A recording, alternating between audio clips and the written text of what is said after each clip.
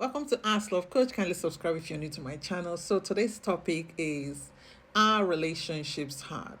I'm sure you've heard this more than a million times. Like, it's something you hear on social media, literally everywhere, randomly with friends, amongst family, like literally you hear it. But whether you believe it or not, I don't know. So are relationships hard? In your own opinion, would you say it's hard? Have you experienced it? Do you know anyone who has experienced it? And if you have, what's the reason why you would agree that agree to this phrase that relationships are hard?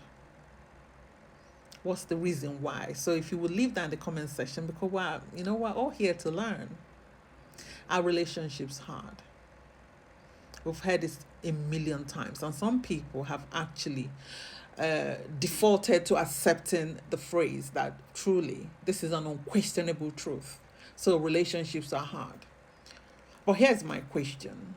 Is it that relationships are actually hard, or we have gotten to the point where we are normalizing, bad character, unhealthy patterns in relationships? You think about it. So if someone were to tell you that they are constantly stressed from work, or the work environment is, toxic, manager, colleagues, everybody has this, this draining behavior, you're most likely going to suggest that they look for another job. If they tell you they are exhausted from lack of sleep, you may tell them to change, some of their habits.